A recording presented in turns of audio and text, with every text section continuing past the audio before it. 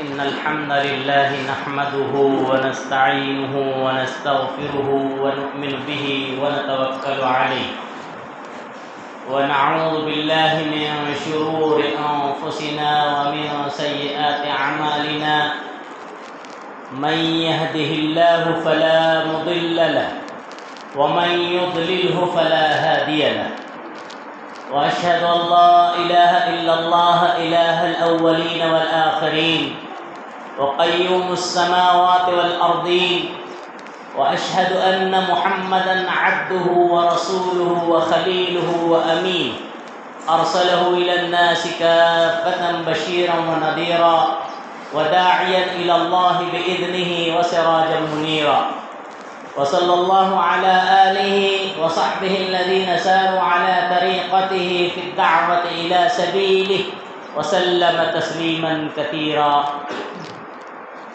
يا أيها الذين آمنوا اتقوا الله حق تقاته ولا تموتن إلا وأنتم مسلمون يا أيها الناس اتقوا ربكم الذي خلقكم من نفس واحدة وخلق منها زوجها وبث منهما رجالا كثيرا ونساء واتقوا الله الذي تساءلون به والأرحام إن الله كان عليكم رقيبا يا أيها الذين آمنوا اتقوا الله وقولوا قولا سديدا يصلح لكم أعمالكم ويغفر لكم ذنوبكم ومن يطع الله ورسوله فقد فاز فوزا عظيما أما بعد فإن خير الحديث كتاب الله وخير الهدي هدي محمد صلى الله عليه وسلم وشر الأمور محدثاتها وكل محدثة بدعة وكل بدعة ضلالة وكل ضلالة في النار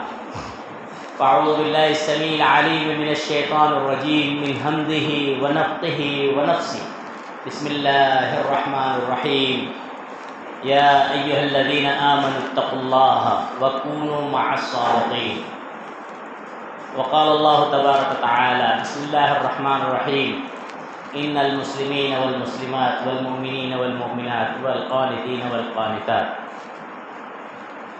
وجاء في الحديث عن عبد الله بن مسعود رضي الله عنه قال رسول الله صلى الله عليه وسلم عليكم بالصدق فإن الصدق يهدي إلى البر وإن البر يهدي إلى الجنة وما يزال الرجل يصدق ويتحرى الصدق حتى يكتب عند الله صديقا وعليكم بالكذب فإن الكذب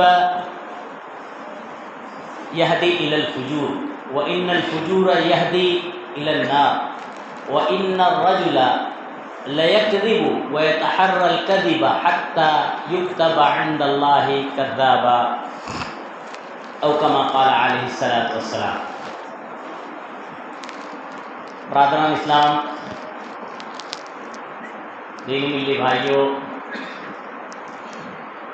نوجوان دوستوں، خواتین ملت، پردہ نشین میری ماں و بہنوں، دیگر معزز حاضرین و سامعین جمعہ،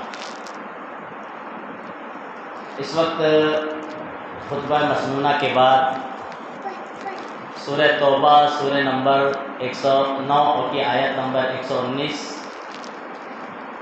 اور اس کے بعد ایک حدیث جو بخاری اور مسلم سے صحیح سند سے ملتی ہے، آپ حضرات کے گوشگزار کی انہی آیات و احادیث کے تناظر میں خطبہ جمعہ کے طور پر سچ اور اس کے فوائد، جھوٹ اور اس کے نقائص، اس عنوان سے کچھ باتیں رکھنے کی کوشش کروں گا۔ اللہ رب العالمین سے دعا ہے الہ العالمین مجھے شریعت اسلامیہ کی روشنی میں ہی کہنے اور ہم تمام کو شریعت اسلامیہ پر حتی المقدور عمل پیرا ہونے کی توفیق عطا فرمائے، آمین۔ سب سے پہلے اللہ کی حمد و ثنا، بڑائی، بزرگی، بالا تری اور ہر قسم کی کبریائی بیان کرنا ضروری اور لازمی ہے۔ اس اللہ نے ہمیں اور آپ کو بے شمار و انگنت نعمتوں سے مالا مال فرمایا ہے۔ وہی ہمارا آپ کا اور ساری کائنات کا خالق، مدبر اور پالنہار ہے۔ ثانیاً درود و سلام ہو تمام ہی انبیاء رسول علیہ السلام، خصوصاً بے شمار درود و سلام ہو ہمارے آپ کے آخری نبی جناب احمد مصطفیٰ محمد مصطفیٰ علیہ السلام پر اور آپ کی اولاد پر۔ اللہم صلی علی محمد وعلی آل محمد کما صلیت علی ابراہیم وعلی آل ابراہیم انک حمید مجید۔ اللہم بارک علی محمد وعلی آل محمد کما بارکت علی ابراہیم وعلی آل ابراہیم انک حمید مجید۔ حمد و ثناء کے بعد برادران اسلام، اگر شریعت اسلامیہ کا بغور مطالعہ کریں تو ہم اور آپ کو ایک بات معلوم ہوگی کہ مذہب اسلام نے، دین اسلام نے انسانوں کے لیے جو سب سے اہم چیز متعین کی ہے وہ ہے ایمان۔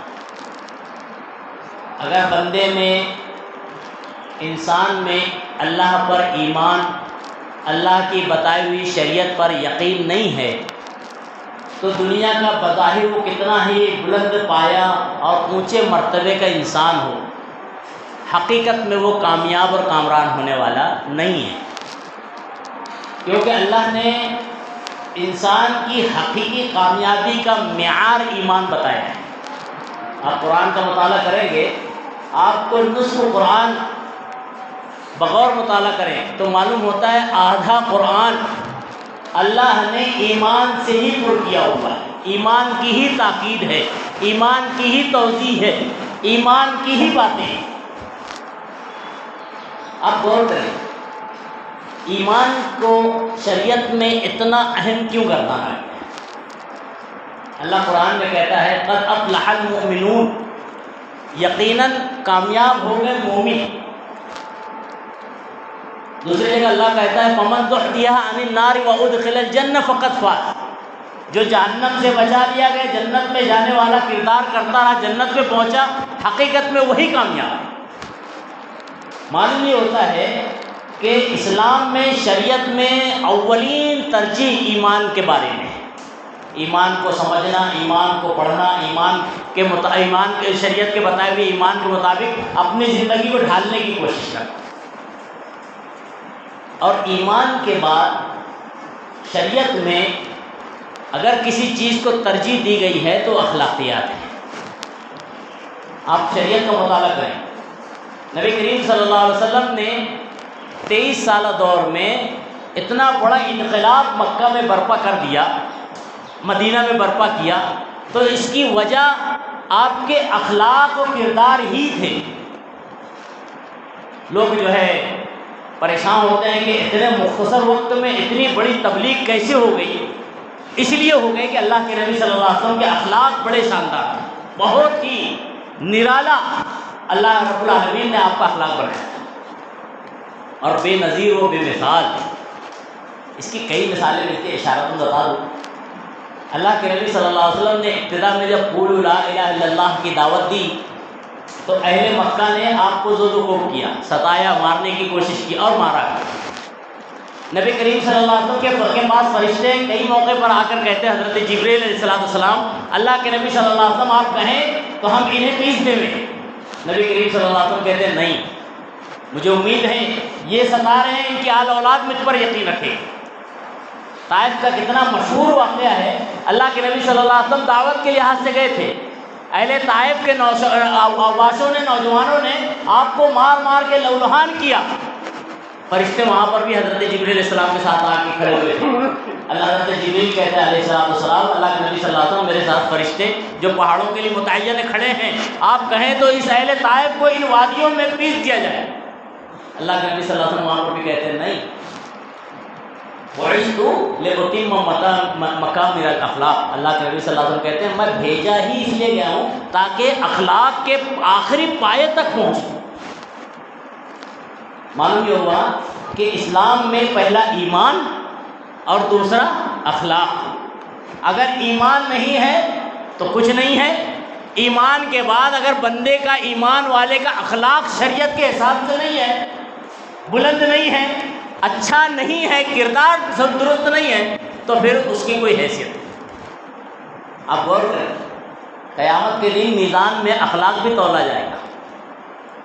آدمی جو ہے ہر چیز کے تولنے پر غور کرتا ہے کہ میں نیکیاں کر لوں، یہ تولا جائے گا، تولا جائے. اخلاق کے بارے میں انسان غور نہیں کرتا کہ میرے اخلاق بھی تولے جائیں گے، کتنا میں اچھے سے اچھا اخلاق بنا رہا ہوں تاکہ میں قیامت کے دن شرمندہ نہ ہو، شرمسار نہ ہو جاؤں. یہ اخلاق بڑی اہمیت کہانی ہے. اور اخلاق کی درستگی دو چیزوں سے ہو سکتی ہے. پہلی چیز سچ کو اختیار کرنا. ایک بندہ اگر سچ کو اختیار کر لے، سچ معیار بنا لے تو اس کے اخلاق درست ہو جائے. یہ طے ہے، یہ شریعت اشارہ دیتی ہے، قرآن اشارہ دیتا ہے، اللہ کے نبی صلی اللہ علیہ وسلم کی احادیث اشارہ دیتی ہے کہ بندہ اگر اپنے آپ میں زندگی میں سچ کو اختیار کر لے تو اس کے اخلاق صحیح ہو جائے. اور اخلاق کو خراب کرنے والی چیز ہے جھوٹ. آپ غور کریں، سچ یہ اتنا اہم ہے. یہ تین حرف سین جیم اور میم، سچ دو ورڈ بہت اہم ہے، تشدید کے ساتھ ہے. اب غور کریں، اگر بندے کی زندگی میں یہ سچ داخل ہو جاوے تو اس کی زندگی نکل جائے، دنیا تو دنیا، آخرت بھی سدھر جائے. آپ غور کریں، صحابہ کرام کے تعلق سے دیکھیے، اپنے اسلاف کے تعلق سے دیکھیے. انبیاء کرام علیہ السلام کو اللہ رب العالمین نے اخلاق فاضلہ عطا کیا تھا، اور ان کا اخلاق فاضلہ میں سب سے اہم تھا کہ ان کی ساری زندگی سچ پر قائم تھی. قرآن کا مطالعہ کرے، سورہ یوسف، اللہ نے سورہ یوسف 12 آیت نمبر 51 میں اشارہ دیا حضرت یوسف علیہ السلام کے بارے میں، انہ کان من الصادقین، یوسف سچوں میں سے تھے. حضرت ابراہیم علیہ السلام کے بارے میں اللہ نے کہا کہ سچوں میں سے تھے. حضرت مریم کے بارے میں اللہ نے کہا کہ سچی تھی. اللہ رب العالمین نے اپنے انبیاء کا یہ وصف بیان کیا کہ سچے تھے. اگر آج ہم توحید کی تعلیم لے کر اٹھے ہیں، دعوت لے کر اٹھے ہیں، اگر ہمارا معیار سچ پر قائم نہیں ہے، اگر ہمارا کردار سچ کے مطابق نہیں ہے، تو پھر ہماری دعوتوں میں زیادہ اثر نہیں ہوگا. اور انبیاء کی دعوتوں میں اثر اسی لیے ہوا کرتا تھا کہ ان کی زندگی میں سچ ہوا، سچ بہت زیادہ آ گیا. اللہ کے نبی صلی اللہ علیہ وسلم کی زندگی دیکھ لیجیے، مطالعہ کیجیے. نبی کریم صلی اللہ علیہ وسلم کی بات آئے سچ کے معاملے میں، عربی میں کہا جاتا ہے والفضل ما شہدت بہ العادہ. گواہی تو وہ معنی رکھتی ہے جو گواہی اپنے نہیں غیر بھی دے دے. اللہ کے نبی صلی اللہ علیہ وسلم کے بارے میں جو گواہی تھی کہ آپ صادق ہیں، امین ہیں، یہ گواہی مسلمانوں کی طرف سے، مومنوں کی طرف سے نہیں تھی، بلکہ یہ گواہی اہل مکہ کی طرف سے جو اس وقت اسلام میں داخل نہیں ہوئے تھے ان کی طرف سے تھی. کئی مثالیں، حلف الحضور کا معاملہ ہوا تھا، آپ تاریخ جانیں، بڑا شاندار باب ہے. نبی کریم صلی اللہ علیہ وسلم کی عمر 25 سال، کعبۃ اللہ کی عمارت پھر سے تعمیر ہوئی. بڑا اہم سبق ملتا ہے امت مسلمہ کے لیے، ہمارے آپ کے لیے. کعبۃ اللہ کی تعمیر ہو رہی تھی تو اہل مکہ نے کیا اعلان کیا تھا؟ اے لوگو، یہ اللہ کا گھر ہے، اس کے اندر سوائے حلال کے اور مت داخل کرنا. آج امت سبق بھول رہی ہے اسلام. عمارت بن گئی، جتنی بننی تھی اس وقت جو طاقت حلال کا پیسہ تھا بن گئی عمارت. اب معاملہ آیا حجر اسود کے رکھنے کا، اپنی جگہ ضم کرنے کا. اختلاف بڑھ گیا. ہر قبیلہ چاہتا تھا کہ یہ اہم کام، یہ مبارک کام میرے ہاتھوں سے ہو. مورخین لکھتے ہیں اتنا شدید اختلاف ہوا کہ آپس میں لڑنے کا اتنے تیار ہو گئے.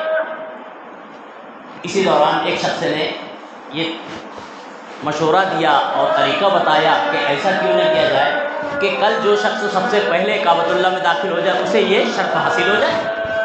تمام لوگ متفق ہوئے، بولے ٹھیک ہے. دوسرے دن جناب محمد رسول اللہ صلی اللہ علیہ وسلم کعبۃ اللہ میں داخل ہوتے ہیں. اہل مکہ آپ کو دیکھتے ہوئے کہتے ہیں ھذا امین ہونا، ھذا صادق ہونا، یہ ہمارے سچے، یہ ہمارے صادق ہیں، امانت دار ہیں، بس مسئلہ حل. بہت موٹی مثال. اللہ کے نبی صلی اللہ علیہ وسلم پورے سفر پر جب دعوت دینے کے لیے کھڑے ہوئے تھے تو اللہ کے نبی صلی اللہ علیہ وسلم نے دعوتی کلمہ کہنے سے پہلے اسلام کی تبلیغ کرنے سے پہلے آپ نے لوگوں کو اپنے فیور میں کیا تھا۔ تاریخ کا مطالعہ کریں، آپ نے کہا تھا اے لوگوں، میں کہوں اگر مکہ کی اس طرف سے، پہاڑ کے اس طرف سے ایک بڑا سا لشکر ہے جو عنقریب تم پر حملہ اور ہونے والا ہے، تم لوگ کیا کہو گے؟ تو تمام لوگوں نے، مکہ والوں نے کہا تھا بالکل آپ صحیح کہتے ہیں، آپ غلط نہیں کہہ سکتے، ما جربنا علیک من الکذب، ہم نے آپ سے کبھی جھوٹ کا تجربہ کیا ہی نہیں ہے، آپ ہمیشہ سچ پر قائم رہتے ہیں، آپ اگر یہ کہہ رہے ہیں تو حق ہے۔ پھر اس کے بعد نبی صلی اللہ علیہ وسلم نے تبلیغ کی تھی اسلام کی، تو معلوم یہ ہوتا ہے اہل مکہ آپ کی تصدیق کیا کرتے تھے، یہاں تک کہ ایمان والے نہیں تھے پھر بھی آپ کے سچے ہونے کی گواہی دیتے تھے۔ مائی خدیجہ رضی اللہ عنہ کے پاس جب اللہ کے نبی صلی اللہ علیہ وسلم آئے تھے نا، پہلا وحی اور پہلا پیغام اللہ کی طرف سے آیا تھا، حضرت جبریل علیہ السلام آئے تھے، بشری تقاضا، انسانی تقاضا، ڈر گئے تھے ایسے ہیکل شخصیت دیکھ کر۔ آنے کے بعد مائی خدیجہ سے کہتے ہیں رضی اللہ عنہ، کہتے ہیں کہ اے خدیجہ زملونی، مجھے کمبل اڑا دو، مجھے کمبل اڑا دو، ڈر لگ رہا ہے۔ روایت میں آتا ہے آپ پسینہ پسینہ تھے۔ تاریخ کا مطالعہ کریں، اس وقت مائی خدیجہ کے جو جملے تھے وہ بڑے سنہرے الفاظ سے لکھے جانے چاہیے، اور لکھے گئے ہیں۔ مائی خدیجہ کہتی ہیں اللہ کے نبی، جب تو آپ نبی نہیں تھے نا، نبی تو ابھی بنائے جا رہے ہیں، کہتی ہیں میرے شوہر آپ تو لوگوں کے خیر خواہ ہیں، آپ مسکینوں پر جو ہے مسکینوں کی دیکھ ریکھ کرتے ہیں، بیواؤں کا خیال رکھنے والے ہیں، آپ تو سچے ہیں، آپ کے ساتھ اللہ آپ کو ضائع نہیں کرے، مجھے یقین ہے۔ آپ کی تصدیق مائی خدیجہ نے کی۔ اور ایک مثال لیجئے، ابو سفیان ابھی مسلمان نہیں ہے، اور حضرت ابو سفیان رضی اللہ عنہ یہ آخر وقت میں مسلمان، کتنا اہم نقطہ ہے۔ ہرقل کے دربار میں پہنچے ہوئے، ہرقل بادشاہ روم، اس کے دربار میں پہنچے ہوئے، نئے نئے اسلام مکہ میں پھیل رہے ہیں، تھوڑا بیک گراؤنڈ پر غور کریں۔ اب یہ گئے ہیں ہرقل کے دربار میں بادشاہ روم کے پاس، اور کہتے ہیں، بادشاہ روم ان سے پوچھتا ہے بتاؤ جو تم میں جو شخص نبوت کا دعویٰ کر رہا ہے اس کی خوبیاں کیا ہیں، وہ کیسی تعلیم دے رہا ہے، کیا بتا رہا ہے؟ تو حضرت ابو سفیان اس وقت کہتے ہیں، ابھی مسلمان نہیں ہے رضی اللہ عنہ، اس وقت کہتے ہیں کہ وہ ہمیں سچ کی دعوت دیتے ہیں۔ اللہ اکبر! اللہ کے نبی صلی اللہ علیہ وسلم کے بارے میں حضرت ابو سفیان ہرقل روم میں جا کر کہہ رہے ہیں کہ محمد رسول اللہ سوائے سچ کی اور کوئی تبلیغ نہیں کرتے، سچ کی دعوت، سچ پر قائم ہے۔ معلوم یہ ہوتا ہے کہ پوری تمہیدی میرے باتیں جو ہے اسلام میں سچ، یہ نبیوں کا شیوا، اسلام میں سچ ہمارے آپ کے نبی جناب محمد رسول اللہ کی تعلیم، اسلام پہ سچ پر قائم رہنا، سچ کا گفتار اختیار کرنا، یہ ہمارے اسلاف صحابہ کرام کا طریقہ ہے اور راستہ ہے۔ اسی لیے آپ غور کریں، بندہ اگر سچ کا راستہ اختیار کر لے ہوئے تو کتنے فوائد ہیں، بہت سے فوائد بے شمار۔ ایک حدیث کے طرف اشارہ دیتا ہوں، میں نے حمد و ثنا کے بات پڑھی تھی، حضرت عبداللہ بن مسعود رضی اللہ عنہ حدیث بیان کرتے ہیں، اللہ کے نبی صلی اللہ علیہ وسلم نے کہا کہ یا ایھا الناس، اے لوگو، علیکم بالصدق، تمہارے اوپر لازم ہے کہ تم سچائی کو لازم تھامو۔ اب کیوں سچائی کو لازم تھامو؟ اللہ کے نبی صلی اللہ علیہ وسلم فرماتے ہیں لأن الصدق یہدی الی البر، سچائی آدمی کو نیکی کی راہ دکھاتی ہے، اور یقین مانیے اگر آدمی سچ پر قائم رہے تو نیکی کی راہ پر قائم چلا جاتا ہے۔ اور اس کے بعد وَإِنَّ الصِّدْقَ يَهْدِي إِلَى الْجَنَّةِ، سچائی پر قائم رہنے سے آدمی جنت والا بن جاتا ہے۔ اس کے بعد اللہ کے نبی صلی اللہ علیہ وسلم نے جو جملہ کہا ہے، جو نقطہ ہے، بڑا اہم نقطہ ہے۔ اللہ کے نبی صلی اللہ علیہ وسلم کہتے ہیں وَمَا يَزَالُ الرَّجُلُ يَصْدُقُ وَيَتَحَرَّى الصِّدْقَ، ایک آدمی برابر سچ بولتا رہتا ہے، سچ پر قائم رہتا ہے، وَيَتَحَرَّى الصِّدْقَ، سچ کو تلاش کرتا ہے۔ سچ کو تلاش کرنے سے مراد معلوم، زندگی میں بندہ تہیہ کر لے کہ میں جھوٹ نہیں کہوں گا، میں ہمیشہ کوشش کروں گا کہ سچ ہی کہوں، چاہے مجھ پر کتنی ہی آفت مشکل تکلیف آئے۔ یہ ہے وَيَتَحَرَّى الصِّدْقَ۔ پھر اس کے بعد اللہ کے نزدیک یکتب عند اللہ صدیق، اس بندے کا نام اللہ کے نزدیک صدیق لکھا جاتا ہے۔ صدیق کسے کہتے ہیں؟ حضرت ابوبکر صدیق نام سنے؟ کسے کہتے ہیں صدیق؟ صدیق کے بارے میں علماء لکھتے ہیں الصدیق من یصدق قولہ بالعمل، جس کا عمل، جس کا کیریکٹر اس کے قول کی تصدیق کرتا ہو وہی صدیق ہے۔ آج امت دیکھ لے رہے، ہم اپنے آپ کے کریکٹر پر غور کر لے رہے، اللہ محفوظ رکھے۔ ہمارا کریکٹر بتاتا ہے کہ ہم صدیق نہیں ہیں، ہر وقت اٹھتے بیٹھتے ہم جھوٹ میں ملوث ہیں، اور فخریہ بھی بہت سے ایسے لوگ ہیں جو فخریہ جھوٹ کہتے ہیں۔ معاشرے مشہور ہے، فلاں تو جھوٹ سے ہی شروع کرتا ہے، جھوٹ سے ختم کرتا ہے۔ یہ فخر نہیں ہے، یہ اس کے حق میں آفت ہے۔ اس کی دنیا تباہ، اگر توبہ نہ کر لے ہوئے ایسی حالت میں موت آ جائے تو اس کی آخرت بھی تباہ ہو جائے۔ بہرحال اللہ کے نبی صلی اللہ علیہ وسلم نے وَيَتَحَرَّ الصِّدْقَ حَتَّى يُكْتَبَ عِندَ اللَّهِ صِدِّيقًا، کردار اگر اچھا ہے، کردار بتاتا ہے کہ آدمی سچا ہے تو سچا ہے۔ ایک بندے کا اگر کردار بتاتا ہے کہ وہ جھوٹا ہے تو پھر وہ اپنے آپ کو کتنا ہی زبانی کہہ لے میں سچا ہوں، سچا نہیں ہو سکتا ہے، اللہ بہتر جانتا ہے۔ بہرحال آدمی اگر سچ کو اختیار کرے زندگی میں تو اس کے کتنے فائدے ہیں۔ آدمی اگر شریعت کا مطالعہ کرے تو بہت سے انگنت فائدے اللہ کے نبی صلی اللہ علیہ وسلم نے بیان کیے۔ جیسے ایک مثال کے طور پہ ایک مرتبہ حضرت عبداللہ ابن عامر رضی اللہ عنہ، چھوٹے بچے ہیں بیٹھے ہوئے گھر میں، اللہ کے نبی صلی اللہ علیہ وسلم آتے ہیں، نبی صلی اللہ علیہ وسلم بھی بیٹھے ہوئے ہیں۔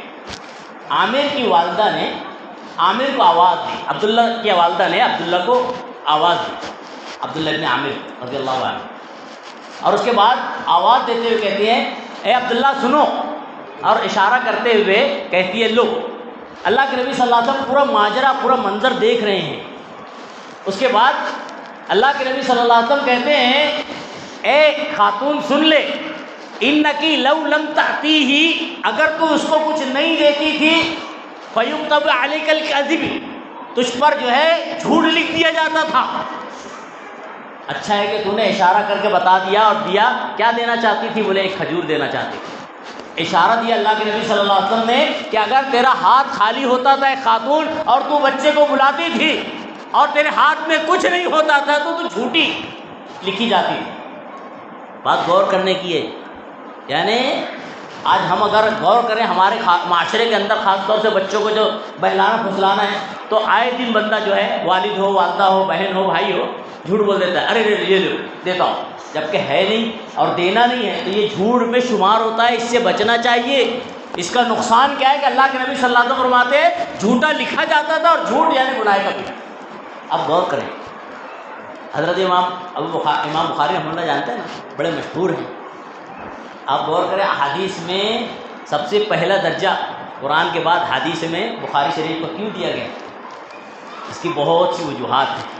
ایک وجہ کی طرف اشارہ دیتا ہوں، بڑے متقی پرہیزگار اللہ والے شخص اللہ نے دیندار بنایا تھا، اور ذہن بھی ویسا بنایا تھا۔ دین کی خدمت کے لیے اللہ نے حضرت امام بخاری کو متعین کیا۔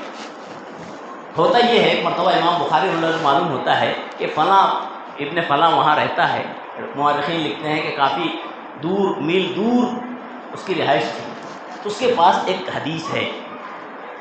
حضرت امام بخاری رحمہ اللہ کی بات سنتے ہیں تو کافی تکلیف دہ سفر اختیار کرتے ہوئے اس کے پاس پہنچتے ہیں۔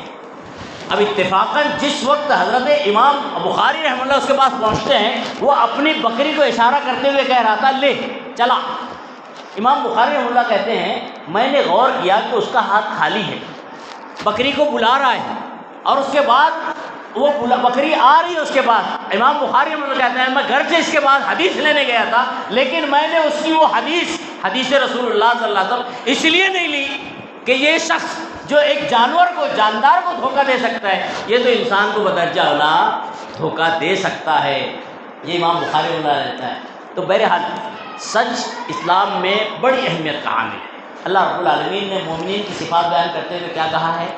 یا ایھا الذین آمنوا، اے ایمان والو اللہ سے تقوی اختیار کرو، اتقوا اللہ وکونوا مع الصادقین، سچوں کے ساتھ رہو، سچ کے ساتھ رہو۔ یہ سچ کا ساتھ اور سچوں کے ساتھ بڑا اہم ہے۔ آج امت غور نہیں کر رہی ہے کہ سچ اور سچوں کے ساتھ رہنا جس کی اللہ نے قرآن میں تلقین کی ہے، سورہ توبہ میں سورہ نمبر 9 آیت نمبر 119 میں، وہ کیا معنی ہے اس کو ہم سمجھ سکتے ہیں۔ سچ کسے کہتے ہیں؟ سچ کی آسان تعریف، ایک بندہ ہے کسی معاملے میں اختلاف کر بیٹھا، اب 2 سے 4 لوگ بیٹھے ہوئے ہیں، چاروں مختلف الگ الگ باتیں کہہ رہے ہیں۔ اب اپنے اختلافی مسئلے کو حل کرنے کے لیے ایک پانچویں شخص کو بلاتے ہیں، اور وہ پانچواں شخص آنے کے بعد غور فکر کرتے ہوئے کہتا ہے کہ نہیں، اس بات میں یہ 3 غلط ہیں اور یہ ایک حق ہے، سچ ہے، یہ ہے حق اور سچ۔ معلوم یہ ہوتا ہے قرآن کے ذریعے سے سورہ یونس کا مطالعہ کریں، اللہ رب العالمین نے کہا ہے وَمَا بَعْدَ الْحَقِّ إِلَّا الضَّلَالُ، حق یعنی سچ کے بعد سوائے ضلال اور گمراہی کے کچھ نہیں۔ معلوم یہ ہوتا ہے کہ حق اور سچ ایک ہوگا۔ آج ہمارے معاشرے میں پہلے تو 4 کو حق بتایا جاتا ہے، 5 اور 6 کو حق بتایا جانے لگا۔ اللہ قرآن میں کہتا ہے کہ حق اور سچ ایک ہوگا، یعنی سچ جو ہوتا ہے وہ دیگروں سے ہٹ کر ہوتا ہے، اور جب بندہ سچ اختیار کرتا ہے تو اس کا فائدہ اللہ رب العالمین نے اشارہ دیا ہے، جاء الحق وزهق الباطل، جب سچ آئے گا تو جھوٹ ختم ہو جائے گا۔ آج ہم دیکھیں اپنی زندگی کی جائزہ لیں، ہمارے اندر سچ اور جھوٹ دونوں اگر ہے تو اس کا مطلب یہ ہے کہ ہم نے اپنی زندگیوں میں سچ کو داخل نہیں کیا ہے، کیونکہ جس وقت زندگی کے اندر سچ آ جائے گا ایٹومیٹکلی جھوٹ چلا جائے گا، باطل جائے گا۔ آج ہماری زندگیاں اللہ ماشاء اللہ، اللہ محفوظ رکھے، اللہ ہمیں ہدایت دے، اللہ صحیح سمجھ دے، زیادہ تر جھوٹ سے بھری ہوئی، اور خاص طور سے یہ جب آ گیا معاملہ، ایک فتنہ ہے سمجھ لیجئے، ایک آزمائش ہے، یہ جب سے آیا ہے تو ایک ایسا بندہ جو اب تک کے سچ پر قائم تھا، اس نے اس کو جھوٹا کرا دیا۔ دیکھ لیجئے گھر میں ہو کر، نہیں گھر نہیں ہو، باہر ایک جناب کے پاس پہنچنا ہے، ابھی راستے میں، ہاں بس قریب میں ہوں، نکل گیا ہوں، گھر میں بیٹھے ہوئے ابھی کپڑے بدل رہے ہیں اور کہہ رہے ہیں کہ میں پہنچ رہا ہوں راستے میں، یہ سب جھوٹ ہے۔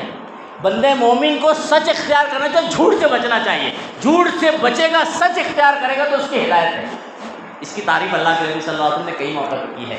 ایک مرتبہ جو ہے ایک اہل نجد میں سے ایک دیہاتی آدمی اللہ کے نبی صلی اللہ علیہ وسلم کے پاس آتا ہے، اور آنے کے بعد کہتے ہیں اللہ کے نبی صلی اللہ علیہ وسلم مجھے کچھ اسلام کی آسان باتیں بتائیں۔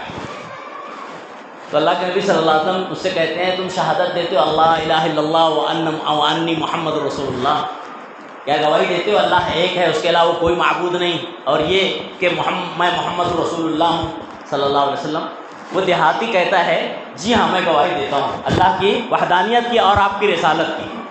تو اللہ کے نبی صلی اللہ علیہ وسلم کہتے ہیں کہ اللہ رب العالمین دن اور رات میں تجھ پر 5 وقت کی نماز فرض قرار دیتا ہے، اس کو اختیار کرنا۔ وہ صحابی بدو کہتے ہیں اس کے علاوہ اور کچھ ذمہ داری ہے نماز کی، نوافل وغیرہ؟ تو نبی کریم صلی اللہ علیہ وسلم کہتے ہیں نہیں، نوافل ہے، مزید تجھے پڑھنا ہے تو پڑھ لے، یہ ذمہ داری ہے۔ پھر اس کے بعد اللہ کے نبی صلی اللہ علیہ وسلم کہتے ہیں کہ تجھ پر اللہ نے صاحب زکوٰۃ تجھے بنایا، صاحب نصاب، زکوٰۃ فرض ہے سال میں ایک بار۔ کہتے ہیں کچھ اور؟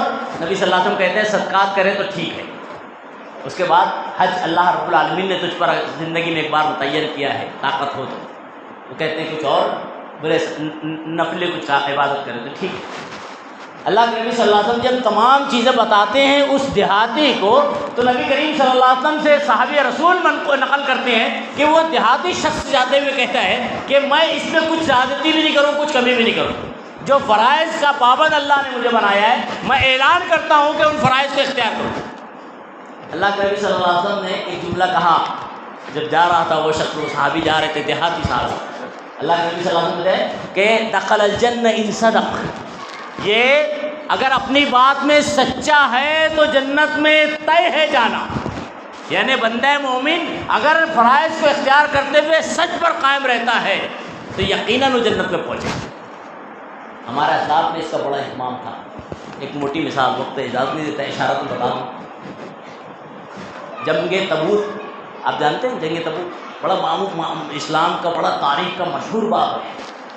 اس جنگ میں 3 قسموں کے لوگ پیچھے رہ گئے، ایک تو منافقین، دوسرے جو ہے بوڑھے بچے جو معذور تھے وہ، اور تیسرے 3 ایسے اشخاص تھے جو بلا وجہ کے نہ بوڑھے تھے، نہ معذور تھے اور نہ منافقین تھے، رک گئے تھے۔ اب غور کریں، اس میں کعب ابن مالک کا واقعہ اشارتاً بتا دوں بس۔ حضرت کعب ابن مالک کہتے ہیں کہ میں فصیح اللسان تھا رضی اللہ عنہ، اگر میں چاہتا تھا منافقین کی طرح کہہ دیتا تھا اللہ کے نبی صلی اللہ علیہ وسلم سے۔ مورخین لکھتے ہیں تقریباً 80 سے زائد منافقین نے اللہ کے نبی صلی اللہ علیہ وسلم کے سامنے آ کر اپنے جھوٹ کا پلندہ ظاہر کیا تھا اور بہانے بنا دیے تھے۔ اللہ کے نبی صلی اللہ علیہ وسلم انسان تھے، آپ جو ہے عالم الغیب تو تھے، اللہ رب العالمین جانتا تھا حقائق۔ اللہ کے نبی صلی اللہ علیہ وسلم نے ظاہری ان کی باتوں سے باتیں متفق ہو کے آپ سے کہا ٹھیک ہے، اب اللہ کے حوالے۔ یہ 3 میں سے ایک صحابی کعب بن مالک رضی اللہ عنہ کہتے ہیں میں فصیح لسان تھا، چاہتا تھا تو ان سے زیادہ اچھے انداز میں نبی صلی اللہ علیہ وسلم کے سامنے جا کر اپنی بات کی تصدیق کروا لیتا تھا اور میں بچ جاتا تھا، لیکن میرے دل نے گوارا نہیں کیا۔ خاندان نے مشورہ دیا کہ کرو ایسا ہی، میرا دل بھی چاہتا تھا لیکن میرے دل نے گوارا نہیں کیا کہ جناب محمد رسول اللہ کے سامنے جھوٹ بات بیان کرو۔ کیوں؟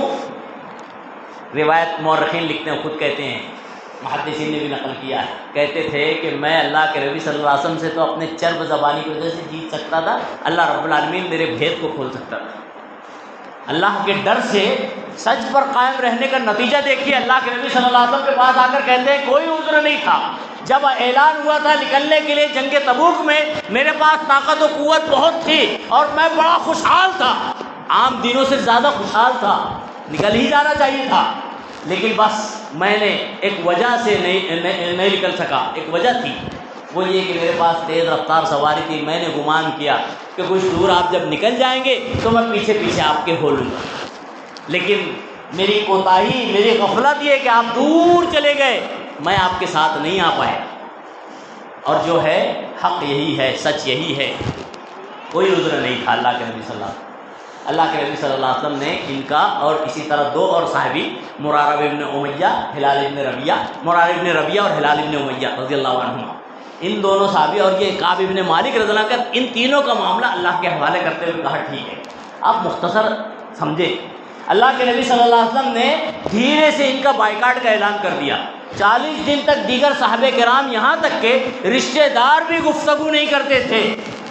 کہتے تھے وہ 2 حضرات جو تھے، بزرگ تھے، وہ گھر میں تھے، میں نوجوان تھا، میں گھر میں نہیں تھا، میں اللہ کے نبی صلی اللہ علیہ وسلم کے ساتھ آ کر نماز پڑھتا تھا، آپ کو سلام کہتا تھا، آپ نیچے منڈی کرتے تھے، آپ جھکا لیتے تھے چہرہ، جواب کی آواز نہیں سنی آتی تھی، لیکن پھر بھی میں ساتھوں ساتھ تھا۔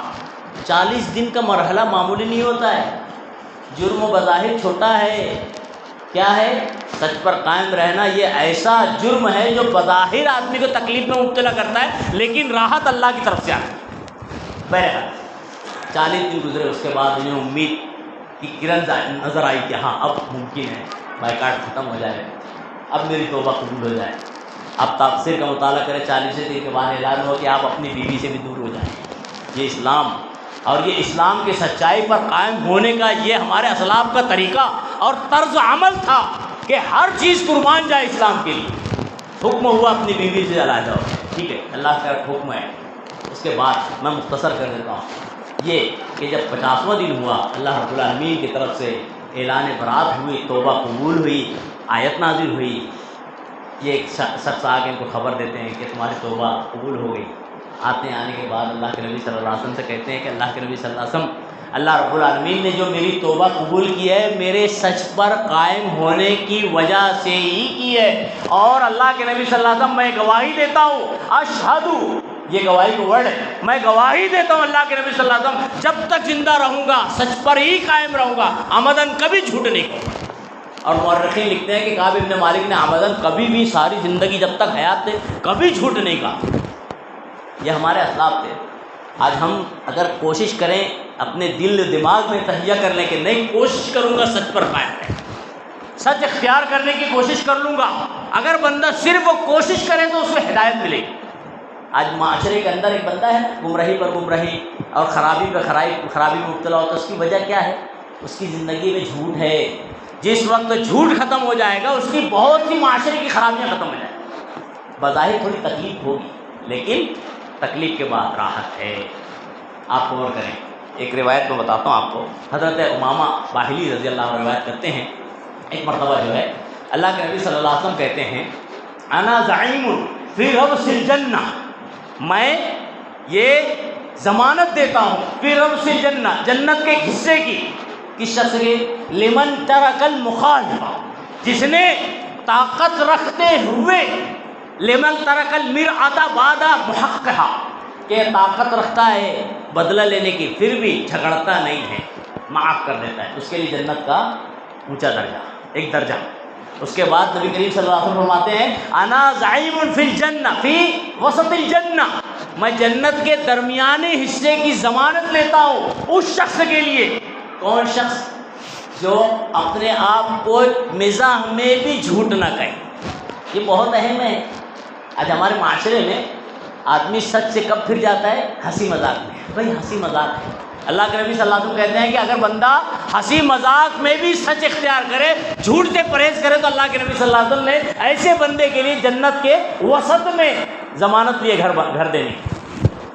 اور اس کے بعد اللہ کے نبی صلی اللہ علیہ وسلم نے تیسری جو بات کہی، انا زعیم ببیت فی اعلی الجنہ، میں اس شخص کے لیے جنت میں بلند مقام کا، جنت اعلیٰ کا ضمانت دیتا ہوں جو حسن خلق رکھتا ہے، اچھے اخلاق کا حامل ہے۔ یہ بڑا اہم ہے۔ اچھے اخلاق بندے میں کب آئیں گے؟ جب بندے میں سچائی آئے گی۔ آج ہمارے معاشرے میں سچ الا ماشاء اللہ بہت مختصر ہماری زندگی میں، اس میں بھی شامل ہے، بشمول میرے، ہماری زندگیوں میں جھوٹ نے زیادہ اپنا حلیہ اختیار کر لیا ہے، طریقہ اختیار کر لیا ہے، اور سچ سے ہم دور چلے جاتے ہیں، جبکہ اللہ رب العالمین کہتا ہے کہ اے ایمان والو کونوا مع الصادقین، سچوں کے ساتھ رہو، سچ اختیار کرو، تم بھلائی پاؤ گے۔ جناب محمد رسول اللہ نے کہا ہے کہ سچ اختیار کرنے سے بندہ ہدایت اختیار کرتا ہے، ہدایت اس کو جنت میں داخل کرتی ہے۔ بہرحال سچ کے فوائد ہیں، اور اسی طرح جھوٹ کے کچھ نقائص کی طرف اشارہ دینا ضروری ہے۔ جیسے دین کی روشنی ہے، ہم اب جانتے ہیں اس کے فوائد کتنے ہیں۔ اس کے فائدے کب معلوم ہوں گے؟ جب رات کی خطرناکی کا علم ہو۔ اسی لیے ابھی ایک شاعر کہتا ہے عرفت الشر لا للشر ولكن للتوقيه ومن لم يعرف الشر من الخير يقع۔ عربی کا ایک شاعر کہتا ہے کہ میں نے برائی کو اس لیے جانا ہے، اس لیے نہیں کہ میں برائی میں پڑھوں، اس لیے عرفت الشر لا للشر ولكن للتوقيه، تاکہ برائی میں نہ پڑ جاؤں۔ ومن لم يعرف الشر من الخير، جو برائی اور بھلائی کو نہیں پرکھ کر سکتا ہے، نہیں سمجھ سکتا ہے، تو وہ برائی میں پڑ جاتا ہے، اچھا سمجھ کے پڑ جاتا ہے۔ اس لیے جہاں دین کا اجالا یعنی سچ کی اہمیت کو ہمیں اس کا اہمیت جاننا ہے، وہاں پہ ہمیں برائی جو خرابی ہے، جو ہے برائی کذب کی، جھوٹ کی، اس کو بھی جاننا ضروری ہے۔ آپ غور کریں، ایک صحابی تھے نا، قربان جانا اخلاق پر اللہ کے نبی صلی اللہ علیہ وسلم سے کیا جملہ نقل کرتے ہیں؟ کہتے ہیں اللہ کے نبی صلی اللہ علیہ وسلم، روایت میں آتا ہے کہ صحابہ کرام دیگر جو ہے نبی صلی اللہ علیہ وسلم سے نیکی خیر کے بارے میں پوچھا کرتے تھے۔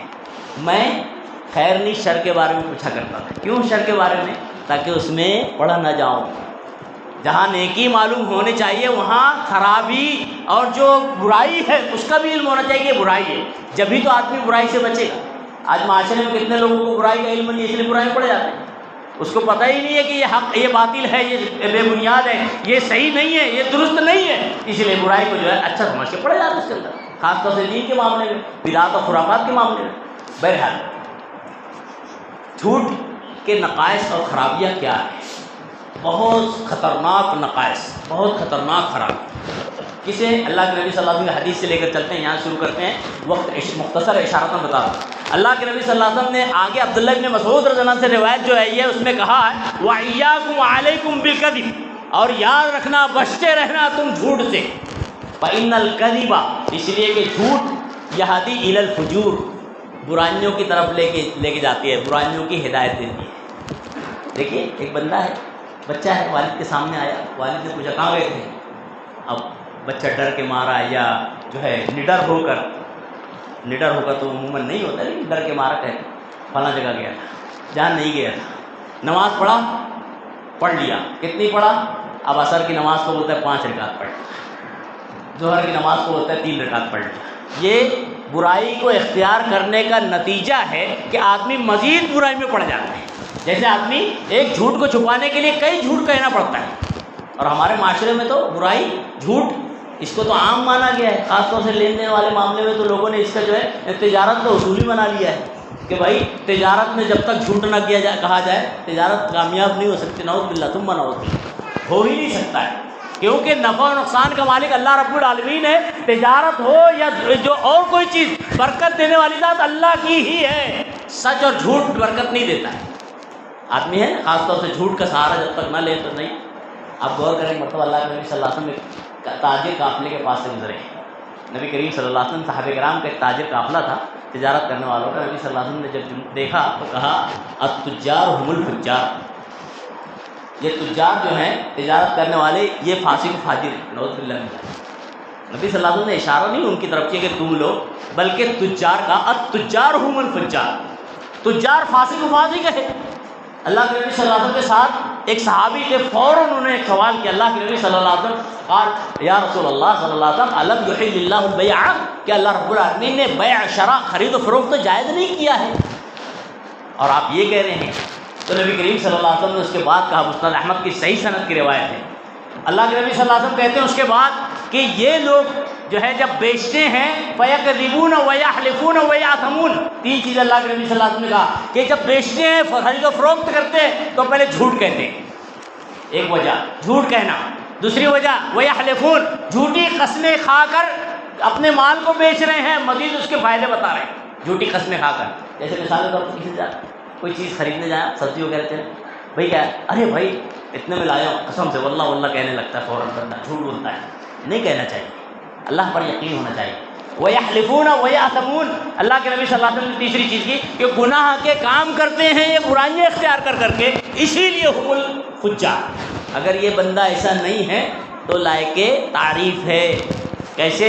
نبی کریم صلی اللہ علیہ وسلم کی روایت صحابی رسول حضرت حکیم ابن حزام رضی اللہ عنہ نقل کرتے ہیں، کہتے ہیں کہ اللہ کے نبی صلی اللہ علیہ وسلم نے فرمایا البیعان خیاران، کہ دو بیع اشارہ کرنے والے بیچنے خریدنے والے اختیار رکھتے ہیں مالم یتفرقا، جب تک کہ الگ نہ ہو. مالم یتفرقا. اس کے بعد اللہ کے نبی صلی اللہ علیہ وسلم نے جملہ کہا ہے کہ اللہ کے نبی صلی اللہ علیہ وسلم کہتے ہیں کہ اگر فَإِن صَدَّقَا، اگر وہ دونوں سچے ہیں، وَأَعْلَنَا، ان دونوں نے اپنی باتوں کا اعلان کیا ہے، مقصد یہ کہ کچھ گش دھوکہ نہیں ہے، معاملہ صاف کلیئر ہے، بُورِكَ لَهُمَا، ان دونوں کے لیے برکت دی جاتی ہے. سچ اختیار کریں گے، جھوٹ نہیں اختیار کریں گے، جو باطن ہے اس کو ظاہر میں رکھیں گے، برکت دی جائے گی. اور اگر ایسا نہیں ہوگا تو اللہ کے نبی صلی اللہ علیہ وسلم نے برکت کو ختم کرنے کا ذریعہ کن کو بھی بتایا ہے. بہرحال تو اشارہ ملتا ہے کہ بندہ اگر سچ کو اختیار کرے تو جھوٹ سے بچے تو اس کی برکت ہوگی اس کی تجارت میں، نہ کہ جھوٹ اس کی برکت کو، اس کی تجارت کو بڑھائے گا، جیسے کہ آج ہمارے معاشرے کی سوچ اور فکر بنی. بہرحال اللہ کے نبی صلی اللہ علیہ وسلم نے جھوٹ کی خطرناکیاں اور خرابیوں کی طرف اشارہ کرتے ہوئے کئی جگہ پہ بہت اہم بات بیان فرمائی ہے. اشارہ نہیں، جو حدیث آپ بہت غور سے پڑھیں. اللہ کے نبی صلی اللہ علیہ وسلم نے فرمایا ایک بندہ جھوٹ کو اختیار کرتا ہے، جھوٹ اختیار کرتا ہے، اور اس کے بعد وہ یتحرز کذب، جھوٹ بار بار کوشش کرتا ہے جھوٹی بول کے معاملہ حل ہو جائے، دنیا بن جائے. اللہ کے نبی صلی اللہ علیہ وسلم کہتے ہیں پھر وہ یکتب عند اللہ کذابا، ایسے شخص کا نام اللہ رب العالمین کذاب لکھ دیتا ہے. جب یہ جھوٹا لکھ دیا گیا، اب لوگ دنیا والے اس کو کتنا ہی اچھا کہتے ہوئے اللہ کے نزدیک جھوٹا لکھا جا رہا ہے، تو پھر وہ سچا نہیں ہو سکتا ہے. اور یہ کب بندے میں آتی ہے خامی، یہ خرابی، یہ وصف کب پیدا ہوتا ہے؟ جب بندہ جھوٹ پہ جھوٹ، جھوٹ پر جھوٹ، جھوٹ پر جھوٹ اختیار کرتا ہے تو دھیرے دھیرے یہ خرابی اس کے اندر آ جاتی ہے. اور اگر بندہ سچ اختیار کرنے اور سچ کو اختیار کرنے کی کوشش کرے تو اس کے اندر سے یہ خرابی دور ہو جاتی ہے. تو بہرحال جھوٹ کے بہت سے نفائس ہیں. ایک دو باتوں کی طرف اشارہ کرتے ہوئے بات کو سمیٹتا ہوں. اللہ کے نبی صلی اللہ علیہ وسلم نے جو ہے جھوٹ کے تعلق سے ایاکم والکذب کہا ہے. ایاکم کے معنی ہوتا ہے تم بچو، جیسے اللہ کے نبی صلی اللہ علیہ وسلم نے کہا تھا ایاکم ومحدثات الامور، کہ یاد رکھنا بدعات سے بچنا، بدعات سے بچنا. اور اللہ کے نبی صلی اللہ علیہ وسلم نے اس موقع سے کہا تھا کہ اگر آدمی بدعات سے بچنا چاہے تو سنتوں کو اپنے داڑ و تلے دبا کر رکھے. یہ اشارہ ہے کہ اگر ایک بندہ اپنے آپ کو بدعات و خرافات سے بچانا چاہتا ہے تو سنتوں کو اپنی زندگی کا حصہ بنائے. اللہ کے نبی صلی اللہ علیہ وسلم نے یہاں پر کہا ایاکم والکذب. ایک بندہ اگر اپنے آپ کو برائی سے بچانا چاہے، خاص طور سے جھوٹ سے، تو اس کے لیے ضروری ہے کہ زندگی میں سچ کو اختیار کرے. جب سچ اختیار کرے گا تو جھوٹ ختم ہو جائے گا. اگر سچ اختیار نہیں کرے گا تو پھر جھوٹ اس کی زندگی کا حصہ بن جائے گا، اور جس کی زندگی کا جھوٹ حصہ بن جاتا ہے اس کی زندگی تباہ ہو جاتی ہے، برباد ہو جاتی ہے. ایک موٹی مثال بتاتا ہوں اسلام سے. اللہ رب العالمین نے جھوٹ کے تعلق سے کہا ہے کہ سب سے بڑا جھوٹ جو ہے اللہ پر جھوٹ باندھنا ہے.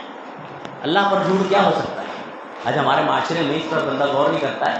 آج نیٹ ورک کا دور ہے، جو ہمارے پاس موبائل ہے، اب بندے کے پاس کوئی چیز آئی بھیج دیا، کسی کا کال آیا اللہ کی طرف اشارہ ہے یا اللہ کے نبی صلی اللہ علیہ وسلم کی طرف اشارہ ہے، بھیج دیا. آدمی غور نہیں کرتا ہے کہ یہ بھیجنا اس کے لیے بجائے فائدے کے نقصان ہو سکتا ہے. کیوں کہ اگر بندے نے جو بات بیان کی ہے اگر اللہ کی بات نہیں ہے اور یہ بندہ اسی لیے بھیج رہا ہے کہ یہ اللہ کی بات اس نے بیان کیا، حوالہ اللہ کا دیا ہے، بھیج دو. اللہ رب العالمین قرآن میں کہتا ہے کہ ایسے لوگ اللہ پر جھوٹ باندھتے ہیں اور اس سے بڑا ظالم کوئی نہیں ہے جو اللہ پر جھوٹ باندھے. اللہ پر جھوٹ باندھنا یعنی جو اللہ کی بات نہ ہو اس کو اللہ کی طرف نسبت کرے.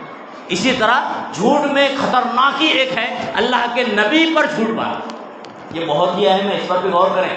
اللہ کے نبی صلی اللہ علیہ وسلم کا جملہ کیا ہے کہ ایسے آدمی کو ویل ہے، جہنم کی ہلاکت ہے، من کذب علیہ، جو مجھ پر جان بوجھ کر جھوٹ باندھے.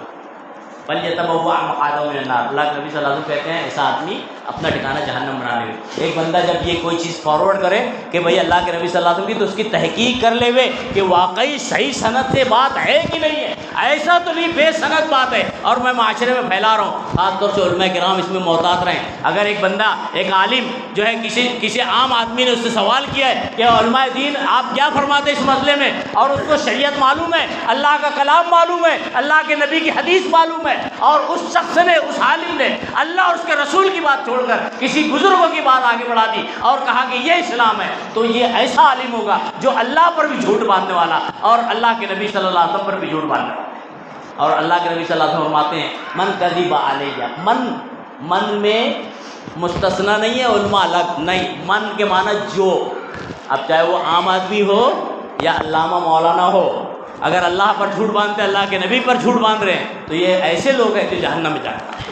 اللہ میری آپ کی ہر مومن کی حفاظت ہو. بہرحال من کذب علیہ، تو نبی پر جھوٹ باندھنا، اللہ پر جھوٹ باندھنا یہ بڑا شریک. جھوٹ میں جو خطرناکی ہے، نقائص میں سے ایک خاص نقصان شریعت نے بتایا، خرابی. ایک مرتبہ اللہ کے نبی صلی اللہ علیہ وسلم بیٹھے ہوئے تھے، اس کے بعد آپ کہتے ہیں کہ آپ نے پہلے کہا کہ یہ برائیاں ہیں، اس کو جو ہے جھوٹی گواہی کہتے ہیں، اس کو آپ نے شرک کے برابر کہا ایک حدیث میں. ایک مرتبہ صحابی رسول کہتے ہیں اللہ کے نبی صلی اللہ علیہ وسلم بیان کرتے کرتے بیٹھے تھے، اور اس کے بعد جب بات آئی جھوٹی گواہی کی تو آپ اٹھ کر بیٹھ گئے، یعنی لیٹے ہوئے، ٹیکے سے بیٹھے ہوئے تھے. جیسے ہی قول الزور کی بات آئی، جھوٹی گواہی، اللہ کے نبی صلی اللہ علیہ وسلم ٹیکا چھوڑ کر سیدھے بیٹھتے ہیں اور اس کے بعد کہتے ہیں الا وقول الزور، الا وقول الزور، الا وقول الزور. راوی حدیث بیان کرتے ہیں کہ ہم نے دل میں سوچا اللہ کے نبی صلی اللہ علیہ وسلم اے کاش چپ ہو جائیں. آپ بار بار دوہرا رہے تھے.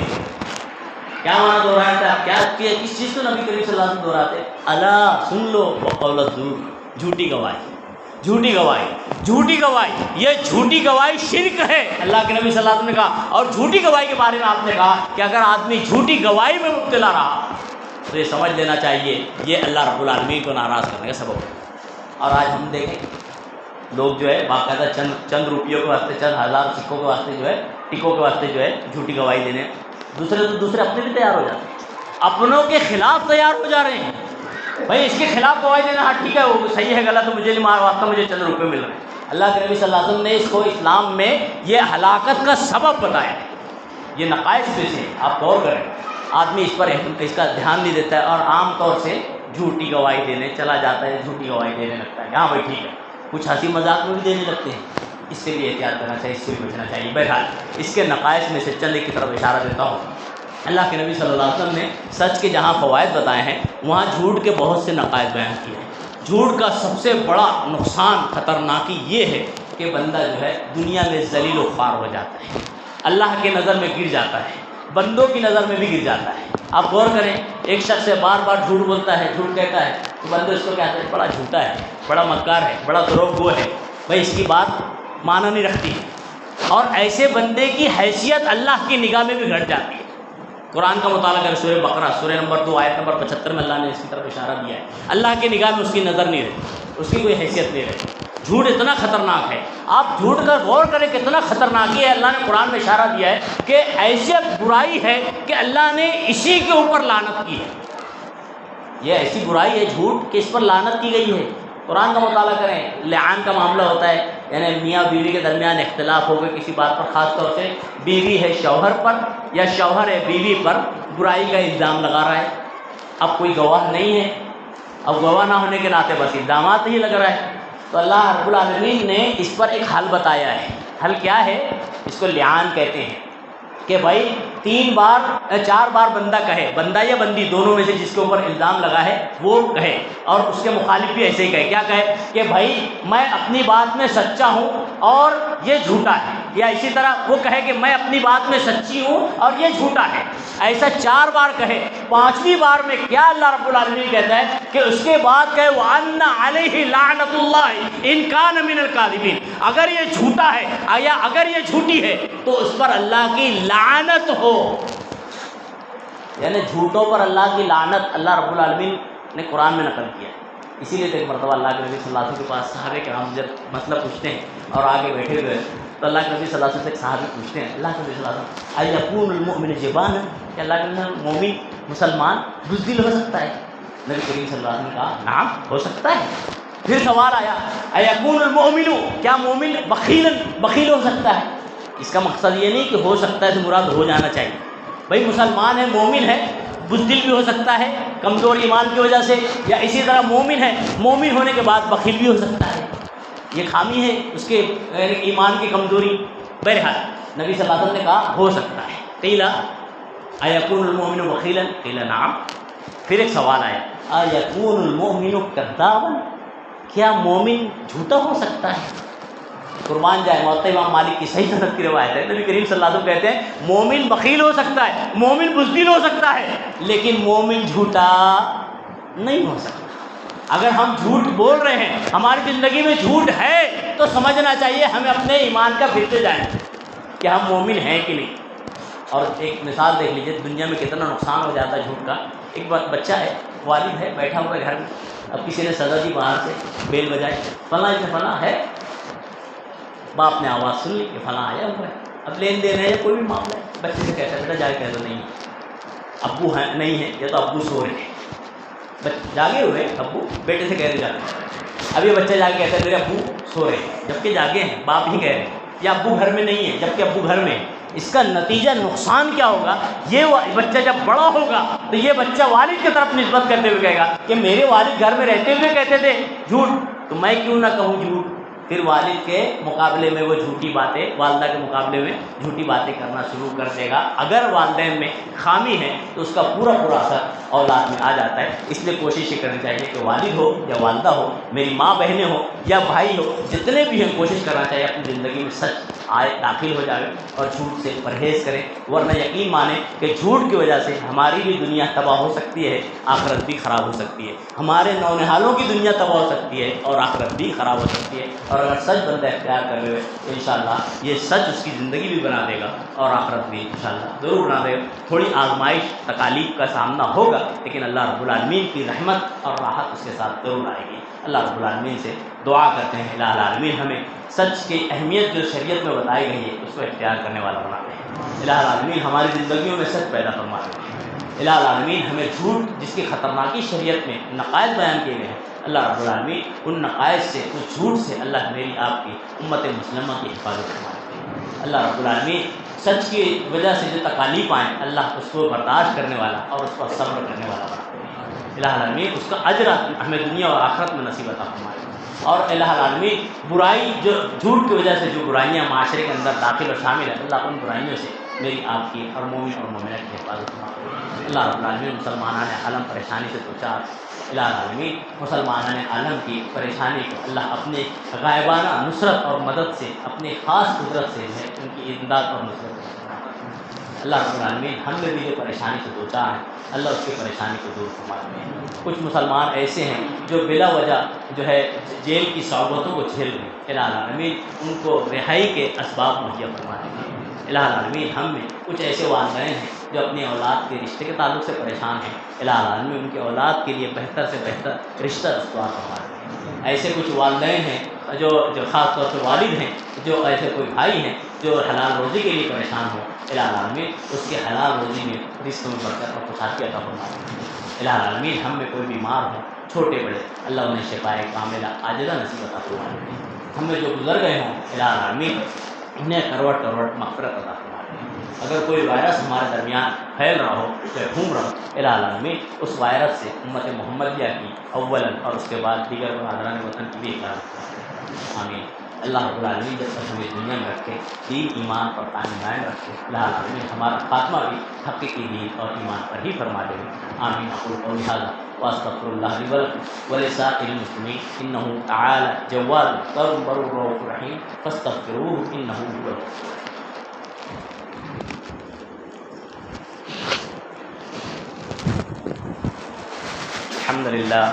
الحمد للہ نحمده ونستعینه ونستغفره ونؤمن به ونتوکل علیہ ونعوذ باللہ من شرور انفسنا ومن سیئات اعمالنا من يهده الله فلا مضل له ومن يضلل فلا هادي له واشهد ان لا اله الا الله واشهد ان محمدا عبده ورسوله اما بعد قال الله تبارك وتعالى اعوذ باللہ من الشیطان الرجیم بسم اللہ الرحمن الرحیم ان اللہ وملائکته یصلون علی النبی یا ایھا الذین آمنوا صلوا علیہ وسلموا تسلیما اللهم صل علی محمد وعلی آل محمد كما صلیت علی ابراہیم وعلی آل ابراہیم انک حمید مجید اللهم بارک علی محمد وعلی آل محمد كما بارکت علی ابراہیم وعلی آل ابراہیم انک حمید مجید اللهم علمنا ما ينفعنا اللهم علمنا ما ينفعنا وعلمنا ما ينفعنا في الدنيا والآخرة اللهم انصر الإسلام والمسلمين اللهم انصر الإسلام والمسلمين اللهم انصر من نصر دين محمد صلى الله عليه وسلم واجعلنا منهم واخذل من خذل عن دين محمد صلى الله عليه وسلم ولا تجعلنا منهم آمين عباد الله رحمني ورحمكم الله إن الله يأمر بالعدل والإحسان وإيتاء ذي القربى وينهى عن الفحشاء والمنكر والبغي يعظكم لعلكم تذكرون اذكروا الله يذكركم وادعوه يستجب لكم ولذكر الله تعالى أعلى وأولى وأجل وأكبر